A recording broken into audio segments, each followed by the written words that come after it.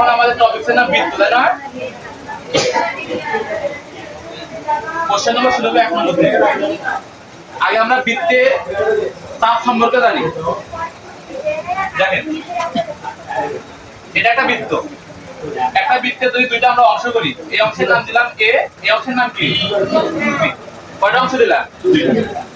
এই নিচের দিকের অংশটা দেখেন, এই অংশটা উপরের অংশটা থেকে কি ছোট না বড়? এই ছোট অংশটার নাম হবে উপচাপ, আর যে অংশটা বড় তার নাম কি? অধিচাপ। তাহলে কোন বৃত্তে ছোট চাপকে বলা হয় উপচাপ, আর বড় চাপকে বলা হয় অধিচাপ। এটা মনে রাখা লাগবে। এর পরবর্তী দেখেন, এই উপচাপ, এই উপচাপের উপরে যদি আমরা কোন একটা কোণ অঙ্কন করি, এই যে কোণটা অঙ্কন করলাম, এটা কি উপচাপের ভেতরে না উপরে? উপরে হলে সেটা বলা হয় দণ্ডায়মান। কি বলা হয়? দণ্ডায়মান। তো এটাতে একটা এমসিকিউ আসবে যে উপচাপের উপর দণ্ডায়মান কোণটা কি কোণ? অর্থাৎ এই যে উপচাপ, এর উপরে যে কোণটা আছে, এই কোণটা কি কোণ? অপশন হলো এটা কি সূক্ষ্ম কোণ নাকি স্থূল কোণ? সূক্ষ্ম কোণ না স্থূল কোণ? তাহলে এই কোণে দেখেন দেখি, সূক্ষ্ম কোণ বলতে বোঝায় 90 ডিগ্রি থেকে ছোট, আর স্থূল কোণ বলতে বোঝায় 90 ডিগ্রি থেকে কি বড়। তাহলে এই কোণটা কি 90 ডিগ্রিতে ছোট নয়? কখন 90 ডিগ্রির সমান হবে? যদি এরকম হতো, যে দিক দিয়ে আলো ওই সোজা একটা রেখা গেল, এটা বলা হবে 90 ডিগ্রি। তাহলে এই দিক দিয়ে গেল, মনে করেন এটা যদি এই দিক দিয়ে আসতো তাহলে 90 ডিগ্রি হতো। ঠিক আছে, কোজের জায়গা তাকে ছোট হয় নাই, ছোট। তাহলে 90 ডিগ্রি অপেক্ষা ছোট কোণকে বলা হয় কি কোণ? সূক্ষ্ম কোণ। তাহলে আমাদের মনে রাখা লাগবে যে উপচাপের উপর দণ্ডায়মান কোণ কি কোণ? সূক্ষ্ম কোণ। আর যদি এটা উপচাপ, এর যদি ভেতরে একটা কোণ অঙ্কন করি ভেতরে, তাহলে এই কোণটা হবে 90 ডিগ্রির চেয়ে বড় নয়? 90 ডিগ্রির চেয়ে বড়। তাহলে এই কোণটা 90 ডিগ্রির চেয়ে বড়, বড় হলে তার নাম কি হবে? আমাদের একদম মুখস্থ করতে হবে যে উপচাপের উপরের কোণ হলো সূক্ষ্ম কোণ, আর উপচাপের ভেতরে যেটা বলে অন্তর্লিখিত। অন্তর্লিখিত মানে কি? ভেতরে। তাহলে উপচাপে অন্তর্লিখিত কোণ কি কোণ? স্থূল কোণ। এগুলো মনে রাখা লাগবে যে উপচাপের উপর দণ্ডায়মান কোণ সূক্ষ্ম কোণ, আর উপচাপে অন্তর্লিখিত কোণ কি কোণ? স্থূল কোণ। এরকম বিপরীত ভাবে আসবে। দেখেন, এইবার এই চাপটা কি উপচাপ না অধিচাপ? নিচের চাপটা এই অধিচাপের ভেতরে আমি কোণ অঙ্কন করলাম, অধিচাপের ভেতরে কোণ অঙ্কন করলাম, এই কোণটা কি কোণ হয়ে গেল? বাবা দেখি তোমরা, সূক্ষ্ম কোণ হবে না স্থূল কোণ হবে? কেমনে স্থূল হবে? এরা সূক্ষ্ম কোণে হবে, সূক্ষ্ম কোণ নয়। যদি স্থূল হতো তাহলে এই যে এখান থেকে সোজা গেলে 90 হতো, আর এই দিক দিয়ে গেলে স্থূল হতো। কিন্তু এটা দেখেন, এটা কি হচ্ছে? 90 ডিগ্রি কি হয়ে গেছে? তাহলে অধিচাপ, অধিচাপ মানে বড় চাপ, অধিচাপের অন্তর্লিখিত কোণটা কি কোণ? সূক্ষ্ম কোণ। সূক্ষ্ম কোণ। আর অধিচাপে উপরে দণ্ডায়মান কোণ কি কোণ? স্থূল কোণ। প্রশ্ন হলো 4টে, একদম মুখস্থ করতে হবে। 1 নম্বর প্রশ্ন শুনেন, উপচাপ, উপচাপের উপর দণ্ডায়মান কোণ সূক্ষ্ম কোণ, আর উপচাপে অন্তর্লিখিত কোণ স্থূল কোণ। আর অধিচাপে অন্তর্লিখিত কোণ স্থূল কোণ সূক্ষ্ম কোণ, আর অধিচাপে দণ্ডায়মান কোণ কি কোণ? এই 4টে ওখানে দেওয়া আছে। এখন তাহলে এমসিকিউ গুলো দেখেন। প্রথমেরটা দেখেন, উপচাপে অন্তর্লিখিত কোণ। তাহলে উপচাপ মানে ছোট চাপ, এই যে ছোট চাপ, সেখানে অন্তর্লিখিত মানে ভেতরে, ভেতরে কোণটা কি হবে? তাহলে উপচাপে অন্তর্লিখিত কোণ কি কোণ? স্থূল কোণ। এরপরে বলছে উপচাপের উপর দণ্ডায়মান কোণ। উপচাপের উপর দণ্ডায়মান কোণ কি কোণ হবে? সূক্ষ্ম কোণ। এরপর 43 নম্বর দেখেন, অধিচাপে অন্তর্লিখিত কোণ। এই যে অধিচাপ মানে বড় চাপ, সেখানে অন্তর্লিখিত কোণটা কি হয়? সূক্ষ্ম কোণ। আর তারপরে এমসিকিউটা বলে দিল অধিচাপের উপর দণ্ডায়মান কোণ। অধিচাপের উপর দণ্ডায়মান কোণ কি কোণ হবে? হবে না 4টে? এবার 5 নম্বর এমসিকিউ দেখেন,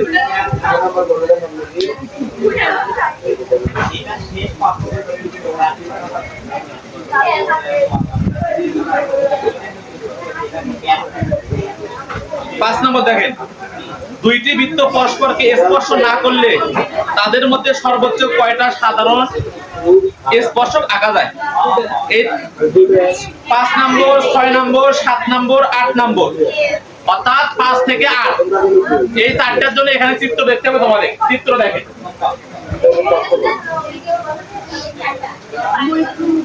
এই যে দুইটা চিত্র, এরা কি স্পর্শ করছে? স্পর্শ করে না। এখানে দেখেন তো দুইটা চিত্র, এরা কি স্পর্শ করছে? কি স্পর্শ? এটা বলা হয় বহি স্পর্শ। বহি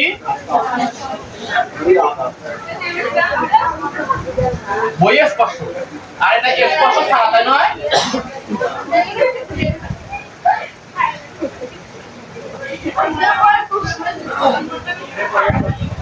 এটা কি স্পর্শ? এটা বলা হয় অন্তঃস্পর্শ।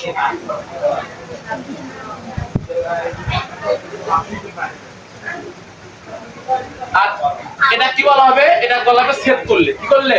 ছেদ করলে। চারটা চিত্র মনে রাখতে হবে। তাহলে 1 নম্বর চিত্র হলো যে দুইটা বৃত্ত পরস্পরকে স্পর্শ না করলে। 2 নম্বর চিত্র, দুইটা বৃত্ত পরস্পরকে বহি স্পর্শ করলে। আর এখানে কি স্পর্শ? আর এখানে কি করলে? দুইটা বৃত্ত পরস্পরকে ছেদ করলে।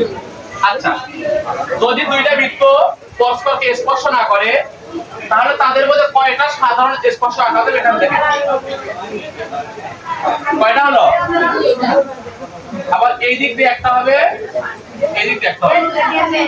এটা মুখস্থ যে দুইটা বৃত্ত পরস্পরকে স্পর্শ না করলে তাদের কয়টা সাধারণ স্পর্শ অঙ্কন করা যাবে? এখানে দেখুন, দুইটা বৃত্ত পরস্পরকে স্পর্শ করতে, কি স্পর্শ? বহি স্পর্শ।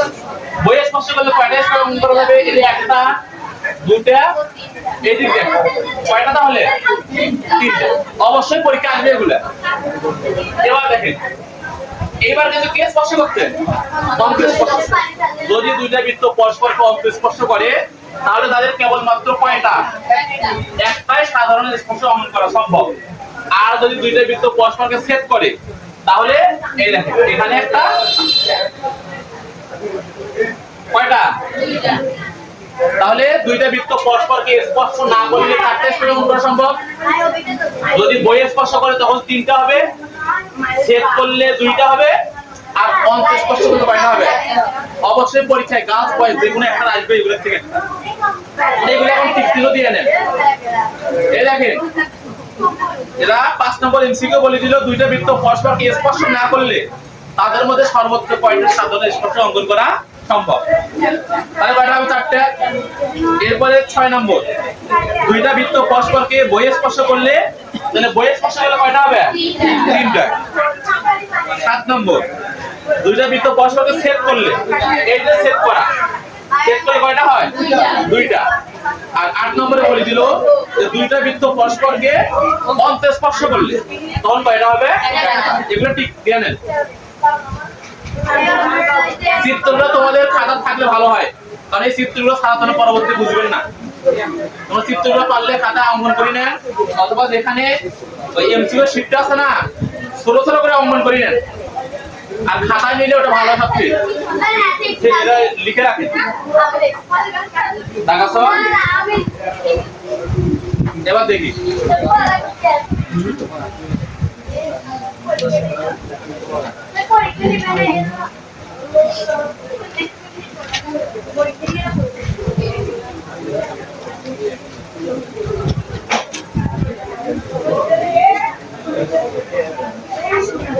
এবার দেখেন, এই যে একটা বৃত্ত, একটা সরল রেখা, এই সরল রেখাটা এই বৃত্তটা কয়েকটা বিন্দুতে স্পর্শ করছে বা ছেদ করছে? একটা। এটা তো আরো একটু বড় করি, কয়টা বিন্দুতে স্পর্শ করলো বা ছেদ করলো? 2টা, তাই নয়? তাহলে একটা সরল রেখা একটা বৃত্তকে একটা বিন্দুতে ছেদ করতে পারে, 2টাতেও ছেদ করতে পারে। 2 এর বেশি কি হবে? 2 এর বেশি হবে না। এই জন্য পরীক্ষায় এমসিকিউ আসবে যে একটা সরল রেখা একটা বৃত্তকে সর্বোচ্চ কয়টা বিন্দুতে ছেদ করতে পারে? কয়টা হবে? একটাও পারে। সর্বোচ্চ বলে কয়টা হবে? 2টা। আর যদি বক্ররেখা হতো, বাঁকা রেখা, এই যে তাহলে কি হবে? অসংখ্য। কি হবে? আমি এই বৃত্তের মধ্যে এখানে স্পর্শ করা আছে, এখানে করা আছে, এখানে এখানে এখানে এখানে, আর তুমি ইচ্ছা করলে আরো এই যে কাছাকাছি করতে পারি। তাহলে তোমার সঙ্গে আমারটা কি মিলবে? এই জন্য যদি বক্ররেখা হয় তাহলে কি হবে? বক্ররেখা হলে অসংখ্য বিন্দু ছেদ করে, আর সরলরেখা হলে সর্বোচ্চ কয়টা? দুইটা। এরপরে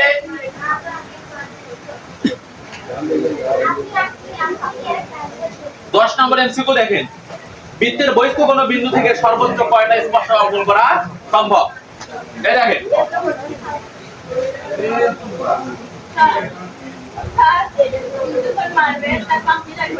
এই যে একটা বৃত্ত, এই বৃত্তের একটা বহিস্থ বিন্দু নাম কি দিলাম আমি? পি। বৃত্তের বহিস্থ একটা বিন্দু পি। এই পি থেকে সর্বোচ্চ কয়টা স্পর্শক অঙ্কন করা সম্ভব? যদি আমি এই দিক দিয়ে দেই, এটা যদি স্পর্শক হবে না, এটা ছেদ করলো। আর যদি স্পর্শক, স্পর্শক বলতে বোঝায় কোনো মতো টাচ লেগে চলে যাবে, তাহলে সেটা একমাত্র এখানে সম্ভব। এই টাচ লেগে চলে গেল, তাই নয়? আর একটা সম্ভব, সেটা হচ্ছে এখানে। এছাড়া আর কিছু যদি এই দিক দিয়ে দেন তাহলে কি ছেদ করবে না? আর যদি মনে করেন আমি ছেদ করলাম, এই দিক দিয়ে দিলাম, তাহলে কি স্পর্শ করলো না? তাহলে মোটামুটি বোঝা গেল যে একটা বৃত্তের বহিস্থ কোন বিন্দু থেকে সর্বোচ্চ কয়টা স্পর্শ অঙ্কন করা সম্ভব? আর একটা কথা মনে রাখা লাগবে, এই যে আমি স্পর্শ যেটা অঙ্কন করলাম, এই জায়গা থেকে এই বৃত্তের যেখানে স্পর্শ করলো তার নাম যদি এ দেই, আর এর নাম যদি আমি বি দেই, এখান থেকে একটা জিনিস মনে রাখা লাগবে যে এ বি, সরি এপি বা পিএ আর কি একটা, এই দুইটা দৈর্ঘ্য সমান। তাহলে বৃত্তের বহিস্থ কোন বিন্দু থেকে কয়টা স্পর্শ অঙ্কন করা সম্ভব? আর স্পর্শ দুইটা পরস্পর যেমন রাখা লাগবে। ঠিক আছে, এরা তো তোলা লাগে তোলেন, আর এমসিকিউ গুলো ঠিক দিয়ে নেন, কোনটা ঠিক কোনটা বলে দেখেন।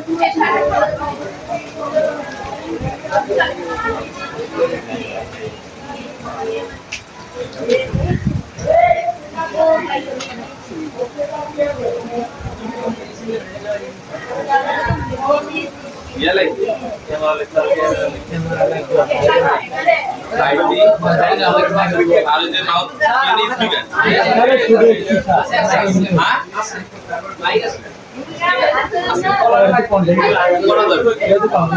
तो एक बार এটা নরমালি নাম ক্লাস করা লাগবে রেডি সাবজেক্ট মাসুরিয়ার জন্য চাওয়া লাগে, এটা করা লাগবে। কত আমি পাবো?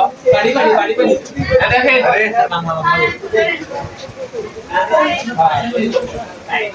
তাহলে এটা কয় নম্বর? 10 নম্বর। তাহলে আপনাদের ভালো একটা নম্বর কানে মিলে না, সিরিয়ালে একটু বলতেছি। এবার দেখেন 51, 52, 53 এই তিনটে একই রকম প্রায়, একটু বোঝা লাগবে তোমাদের। আমরা কি সবাই পরিবৃত্ত অঙ্কন করতে পারি ত্রিভুজে? যারা পরিবৃত্ত অঙ্কন করতে পারি তারা এটা খুব ইজিলি পাবো। দেখেন মাথাটা লুকিয়ে যার বাইরে না,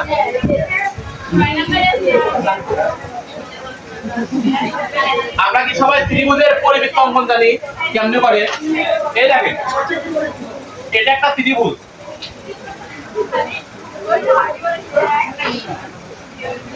এটা একটা কি ত্রিভুজ। ত্রিভুজের কি অঙ্কন করতে হবে? পরিবৃত্ত। পরিবৃত্ত কেমনে অঙ্কন করে কোন দেখি? পরিবৃত্ত হচ্ছে ত্রিভুজে এই যে তিনটা শীর্ষবিন্দু আছে না, এই শীর্ষবিন্দু স্পর্শ করে একটা বৃত্ত অঙ্কন করতে হবে, অর্থাৎ এই রকম। এটা একটা পরিবৃত্ত। এখন আমাদের যে পরিবৃত্ত অঙ্কন করলাম, এই বৃত্তটা, এই যে একটা বৃত্ত অঙ্কন করলাম, এই বৃত্তটার কেন্দ্র কি এখানে? এখানে। যদি এই জায়গা যদি আনুমানিক ধরি, তাহলে এই জায়গাতে মোটামুটি সব জায়গার দূরত্ব কি সমান নয়? তাহলে এইটাকে বলা হয় ত্রিভুজের পরিবৃত্তের কেন্দ্র। ত্রিভুজের পরিবৃত্তের। এখন আমাদের ওখানে বলছে প্রশ্নে যে একটা সমকোণী ত্রিভুজ, ত্রিভুজ এটা একটা সমকোণী ত্রিভুজ। কেমনে বুঝলাম? কারণ এই কোণটা কয় ডিগ্রি হচ্ছে? 90 ডিগ্রি হচ্ছে। তাহলে 90 ডিগ্রি হলে সেই ত্রিভুজের নাম কি হয়? সমকোণী ত্রিভুজ। এই ত্রিভুজে এই তিনটা শীর্ষবিন্দু থেকে স্পর্শ করে একটা বৃত্ত অঙ্কন করি, এই দেখেন। তাহলে এর কেন্দ্রটা ঠিক এই যে এই ত্রিভুজের সমকোণী ত্রিভুজের বড় বড়টা বলা অতিভুজ, কি বলা হয়? এই অতিভুজের মাঝখানে হবে বা অতিভুজের উপরে হবে। তাহলে সমকোণী ত্রিভুজের ক্ষেত্রে পরিবৃত্তের কেন্দ্র হয় অতিভুজের উপরে। এটা একটা এমসিকিউ। ত্রিভুজ কয় প্রকার? কোন মেথে? 3 প্রকার। একটা সমকোণী, একটা সূক্ষ্মকোণ, আর একটা কি? আমি এই যে চিত্রটা অঙ্কন করছি এটাই হচ্ছে সূক্ষ্মকোণী ত্রিভুজ। কি ত্রিভুজ? এই সূক্ষ্মকোণী ত্রিভুজের পরিবৃত্তের কেন্দ্রটা কোথায় আছে দেখেন? দেখি ত্রিভুজের বাইরে না ভেতরে?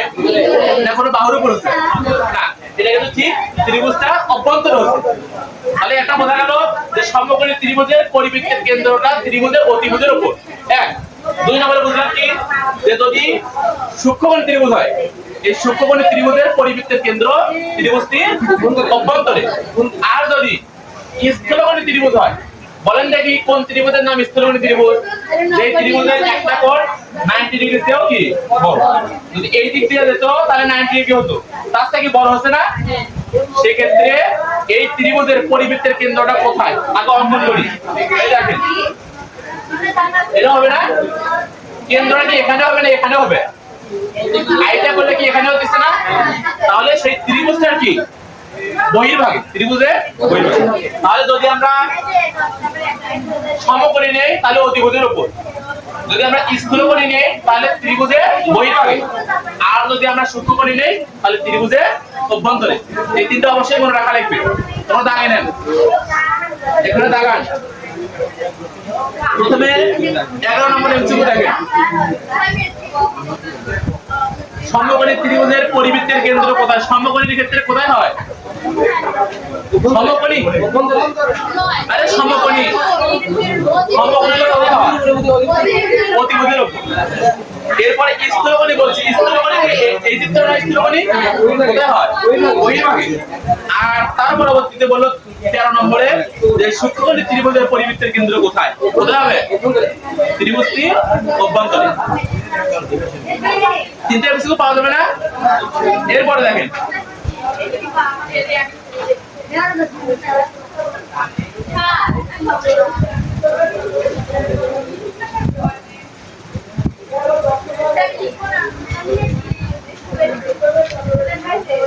এরপরে অবশ্যই বোর্ড পরীক্ষায় আমি এখন যে দুইটা বলবো তার মধ্যে একটা আসবে বোর্ড পরীক্ষায়।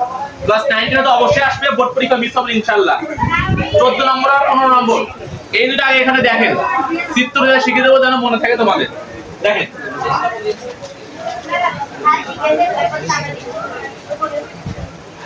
এটা একটা কি কোন দেখি?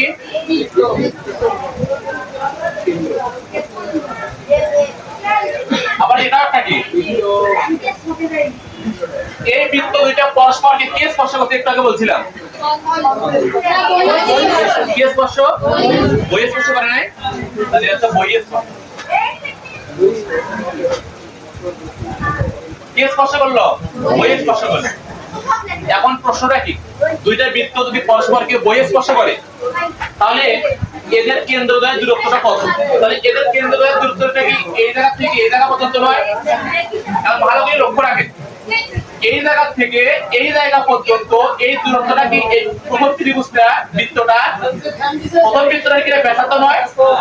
যদি আমি প্রথম বৃত্তটার ব্যাসার্ধ r1 ধরি আর এই জায়গা থেকে এই দূরত্বটা কি দ্বিতীয় বৃত্তটার ব্যাসার্ধ নয়? এটাকে যদি আমি r কি ধরি 2 ধরি তাহলে এই অংশ থেকে এই অংশ পর্যন্ত প্রথম বৃত্তের ব্যাসার্ধ r1, আবার এখান থেকে এই জায়গা পর্যন্ত দ্বিতীয় বৃত্তের ব্যাসার্ধ যেটা আমরা কি ধরছি। এখন r1 আর r2 যোগ করলে কি দূরত্ব বার হবে না বিয়োগ করলে? যোগ করলে নয়। এই জন্য তাহলে মনে রাখা লাগবে যদি দুইটা বৃত্ত পরস্পরকে কি স্পর্শ করে তাহলে তাদের কেন্দ্রদ্বয়ের দূরত্ব হবে ব্যাসার্ধদ্বয়ের যোগফলের সমান। লক্ষণীয়, খুব মনোযোগ দিয়ে লক্ষ্য রাখা লাগবে এই জায়গায়। অবশ্যই কিসের যোগফলের সমান? ব্যাসার্ধের। তোমাদের পরীক্ষায় একটা ব্যাসার্ধ দেওয়া থাকতে পারে আবার একটা ব্যাস দেওয়া থাকতে পারে, তোমাদের দুইটাকে কিসে পরিণত করে নিতে হবে? ব্যাসার্ধ। এটা একটা প্রশ্ন যদি আমি মনে করেন যে একটি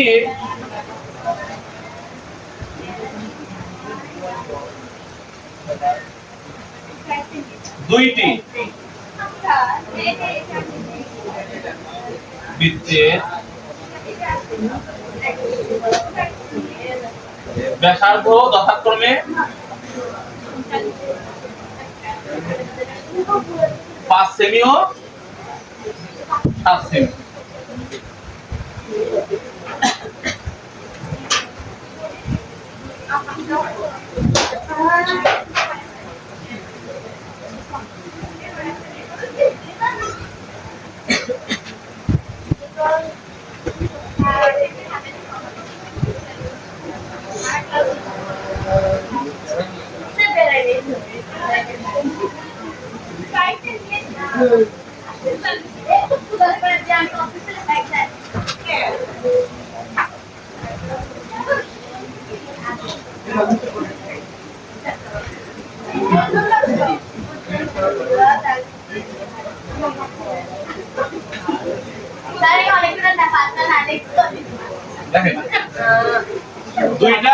দুইটি বৃত্তের ব্যাসার্ধ যথাক্রমে 5 সেমি ও 5 সেমি। তোমরা দেখালে ব্যাসার্ধ দেওয়া আছে কি নাই? দুইটাতে কি ব্যাসার্ধ দেওয়া আছে না? ডাইরেক্ট বলে দিতে ব্যাসার্ধ, ব্যাসার্ধ দিলে মোটামুটি কোনো কাজ নাই, খুব ইজি এটা। দেখবেন খালি কে স্পর্শ বলছে, এখানে কে স্পর্শ বলছে? বইয়ে স্পর্শ করলে তাহলে ওই ব্যাসার্ধ দুইটা কি করে দিবেন? তাহলে 5 আর 7 যোগ করে দিলে কত হয়? 5 সাথে 12, 5 সাথে কত হয়? 12 হয়। তাহলে এই অ্যানসারটা এই জায়গার অ্যানসার কি হবে? পারবে না? যদি দুইটা বৃত্ত পরস্পর কি স্পর্শ করে, বইয়ে স্পর্শ করলে কেন্দ্রের দূরত্ব ব্যাসার্ধের সমষ্টির সমান অথবা যোগফলের সমান। আর যদি অঙ্কে স্পর্শ করতো, কেমন দেখেন, এই যে একটা বড় ত্রিভুজ, এইটার ব্যাসার্ধ ধরলাম ধরেন 8 সেমি। কয় সেমি? 8 সেমি। আবার একটা এখানে একটা বৃত্ত দিলাম, এইটার ব্যাসার্ধ ধরলাম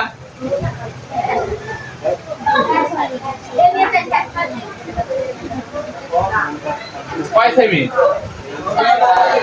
তাহলে এখানে দেখেন দুইটা বৃত্ত পরস্পর কি স্পর্শ করছে? অন্তঃস্পর্শ। অন্তঃস্পর্শ করলে নিয়মটা কি? অন্তঃস্পর্শ করলে ব্যাসার্ধের বিয়োগফলের সমান। অন্তঃস্পর্শ করলে কেন্দ্রদ্বয়ের দূরত্ব কার সমান হবে? ব্যাসার্ধের বিয়োগফলের সমান। দেখেন এই জায়গা থেকে এই পুরো জায়গাটা, এটা কি প্রথম বৃত্তের ব্যাসার্ধ নয়? কত সেমি দেওয়া আছে? 8 সেমি দেওয়া আছে। আর এখান থেকে আমাদের বলছে কেন্দ্রদ্বয়ের দূরত্ব, তাহলে এই জায়গা থেকে এই জায়গাটুকু বার করতে বলে নাই মূলত, তাহলে আমাদের এই জায়গা থেকে এই জায়গাটা বাদ দেওয়া লাগবে না? এখন যদি বাদ দিতে যাই তাহলে এই জায়গাটুকু বলতে মূলত কি বোঝায় বলেন দেখি? এই জায়গাটুকু বলতে মূলত ওই ছোট বৃত্তটার ব্যাসার্ধ। তাহলে আমাদের সহজ কথা, যদি দুইটা বৃত্ত পরস্পরকে অন্তঃস্পর্শ করে তাহলে ব্যাসার্ধের বিয়োগফল করব। কি করব? অর্থাৎ বড় মানটার থেকে ছোট মানটা বিয়োগ করব। লক্ষ্য রাখা লাগবে ব্যাসার্ধের, কিন্তু ব্যাসের হবে না, কার হবে? ব্যাসার্ধের। তাহলে এই পুরো ব্যাসার্ধটা কত ছিল? আর ছোট বৃত্তটার ব্যাসার্ধ কত ছিল? 8 থেকে 4 বাদ দাও, 4। তাহলে তোমরা বলেন দেখি, যদি দুইটা বৃত্ত পরস্পরকে বইয়ে স্পর্শ করে, কি স্পর্শ? তাহলে কেন্দ্রদ্বয়ের দূরত্ব কত হয়? ব্যাসার্ধের যোগফলের সমান। আর যদি অন্তঃস্পর্শ করে তাহলে ব্যাসার্ধের বিয়োগফলের সমান। মনে রাখা লাগবে না? আর মাত্র একটা আমরা করব, করলেই শেষ।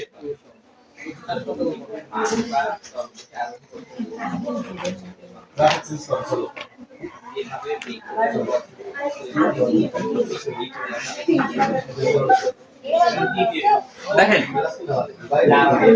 এই যে একটা বৃত্ত, এটা একটা কি? ওই বৃত্তের মধ্যে যদি সামান্তরিক অঙ্কন করে, কি অঙ্কন করেন? সামান্তরিক অঙ্কন করেন। সামান্তরিক কাকে বলে বলেন দেখি?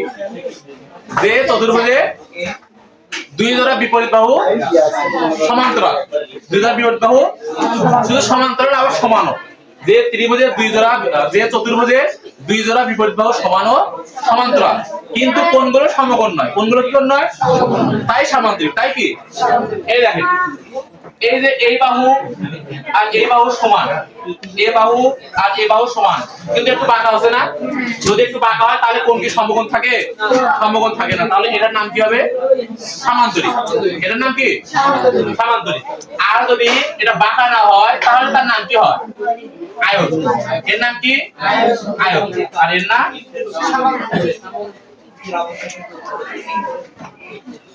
সামান্তরিক, তাই নয়? এখন তুমি একটা যদি বৃত্ত অঙ্কন করেন আর বৃত্তের মধ্যে যদি তুমি সামান্তরিক অঙ্কনের চেষ্টা করেন, কি অঙ্কনের চেষ্টা করেন? তুমি কখনোই পারবেন না। ওটা যতই তুমি বাঁকা করার চেষ্টা করো না কেন, যদি বৃত্তের মধ্যে যদি সমান্তরাল অঙ্কন করতে চান ওটা অবশ্যই কি হয়ে যাবে একটা আয়তন। যদি এটা অঙ্কন করতে চান মনে করেন আমি বাঁকা করার জন্য এদিকে দিলাম একটা, ঠিক আছে, এইদিকে একটা দিলাম, দেওয়ার পরে আবার এই কোণটা আগে বাঁকা করে মাপি নিছি আমি, ভালো করে মনে শুনেন, এটা এখানে মাপি নিছি, যেটা আমাদের এখানে আমি অঙ্কন করি কোনটা আমাদের এখানে অঙ্কন করি, যে এক কথায় দেখবেন আমি যাই অঙ্কন করি না কেন আমি সামান্তরিক অঙ্কনের চেষ্টা করলেও ওটা কি হয়ে যাবে আয়ত হয়ে যাবে। এজন্য পরীক্ষায় বলে যে বৃত্তস্থ সামান্তরিক একটি মনে রাখা লিখবেন নয়, বৃত্তস্থ, বৃত্তস্থ বলতে কি বোঝায় বৃত্তের মধ্যে, বৃত্তের মধ্যে যদি আমরা বৃত্তের মধ্যে কখনো সামান্তরিক অঙ্কনের চেষ্টা করি ওটা কি হয়ে যাবে আয়ত হয়ে যাবে, এটা মনে রাখা লিখবে।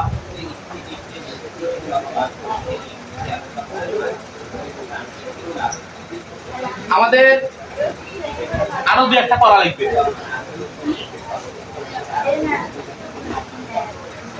বলেন দেখি বৃত্তের ক্ষেত্রফলের সূত্র কি?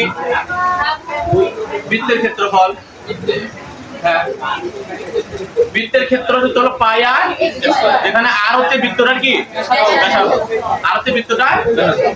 এই দেখেন এটা একটা বৃত্ত, এই বৃত্তটার ব্যাসার্ধ ধরলাম আমি 4 সেমি, কত সেমি 4 সেমি, তাহলে এটা একটা বৃত্ত, বৃত্তটার ব্যাসার্ধ হচ্ছে কয় সেমি 4 সেমি, তাহলে এর ক্ষেত্রফলটা কত হয় দেখি? বৃত্তের ক্ষেত্রফল সূত্র হলো পাই আর স্কয়ার, আর আমরা জানি ক্ষেত্রফল বললে ওখানে এককটা কি হবে বর্গ একক, বর্গ একক। পায়ের মান মানে সবারই জানা নয়, পায়ের মান কত বলেন দেখি? এখান থেকে একটা এমসিকিউ বলি দিয়ে কমন আসতে পারে, এই পাই কিন্তু একটা অমূল্য সংখ্যা, কি সংখ্যা? অমূল্য সংখ্যা। অমূল্য সংখ্যা কাকে বলে? এককের পড়া, তাই নয়? এককের পড়া। তাহলে পাই মান 3.1416, আর এই আরত্তক ব্যাসার্ধ, ব্যাসার্ধের মানটা কত দিতে জায়গা তার উপর কি হবে বর্গ, বর্গ রাখবে, আর এককের জায়গা এখন কি দেওয়া আছে তার উপর স্থপল কি 16 হয় না, তার তাহলে 16 আর 3.14 গুণ করলে কত হয়? 50.2 হয়। আচ্ছা সব ইংলিশে লিখি, এত বর্গ। এখন শুনেন প্রশ্ন এটা নয়, এটা তো খুব ইজি, এটা আসবে না পরীক্ষা তোমাদের বলে দিবে যে একটা বর্গের ব্যাসার্ধ যদি আমি 3 গুণ করি, কয় গুণ করি? তাহলে ক্ষেত্রফল কত গুণ বৃদ্ধি পাবে অথবা বেড়ে যাবে? ক্ষেত্রফল কত গুণ বৃদ্ধি পাবে অথবা কি এরকম প্রশ্ন আসবে। তো সেই ক্ষেত্রে আমি অ্যানসারটা কেমনে করব দেখেন, খুব ইজিলি উত্তরটা করব। আমরা আগে মানে আমি বললাম যে আমার কাছে যত টাকা আছে সিনিয়র নামে মেয়ে, সিনিয়র কাছে তার চেয়ে 10 টাকা বেশি আছে, কয় টাকা বেশি আছে? এখন সিনিয়র কত টাকা আছে কোন কেউ কি বলতে পারবেন? আগে জানা লাগবে যে স্যারের কাছে কত আছে, তাই নয়? আমার কাছে যদি 50 থাকতো তাহলে ওর কাছে কত আছে? 60, 50 আর 10 60, তাই নয়? আচ্ছা তো এইরকম প্রশ্নটা তোমাদের মনে রাখা লাগবে যে যদি কারো টাকা যদি কারো চেয়ে বেশি থাকে বা কম থাকে তাহলে আগে ওই লোকের টাকা জানা লাগবে ওই লোকের কত ছিল, তারপরে বেশি বলে যোগ করবো, কম বলে কি করবো বিয়োগ করবো, তাই নয়? আচ্ছা এখন দেখেন এরা বলে দিল যে একটা ত্রিভুজে একটা বৃত্তের ব্যাসার্ধ 4 গুণ করবেন, কয় গুণ করবেন? তাহলে একটা বৃত্তের ব্যাসার্ধ আমি 4 গুণ করবো বা 4 সেমি বাড়াবো, যাই বলুক না কেন, যদি আমি আগের ক্ষেত্রফলটা বা আগের ত্রিভুজের বাহুটা না জানি বা আগের বৃত্তের ব্যাসার্ধ না জানি আমি কেমনে করব? আগে আমার জানা লাগবে আগের বৃত্তের কি ব্যাসার্ধ। এই দেখেন এই যে একটা বৃত্ত, এর ব্যাসার্ধ আমি কি ধরলাম? আর বললাম অথবা x ধরলাম, জান x। তাহলে এখন নতুন একটা আমি বৃত্ত নেব, যে বৃত্তটার ব্যাসার্ধটা আগেরটা 3 গুণ, মনে করেন কয় গুণ? তাহলে আমি যদি একটা বড় বৃত্ত নিই তাহলে বড় বৃত্ত নিতে হবে না, তাহলে এর ব্যাসার্ধটা হবে পূর্বের তুলনায় কয় গুণ? 3 গুণ। তাহলে কত x হলো? এখন বলি দিল তাহলে এই যে নতুন যে আমি বৃত্তটা পেলাম এর ক্ষেত্রফলটা আগের ক্ষেত্রফলের কত গুণ হবে, কত গুণ হবে? তাহলে আগে জানা লাগবে এটার ক্ষেত্রফল কত, তারপরে এটার ক্ষেত্রফল কত, তারপর দেখো কত গুণ হলো।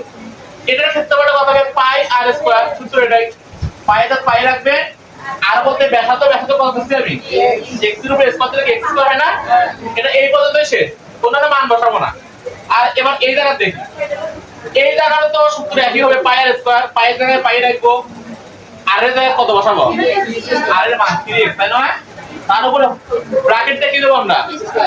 3 এর উপরে স্কয়ার কত হয়? x এর উপরে স্কয়ার কত হয়? আর তার সাথে কি থাকবে একটা? এখন দেখেন এই যে এখানেও পাই x স্কয়ার আছে, এখানেও কিন্তু পাই x স্কয়ার আছে না?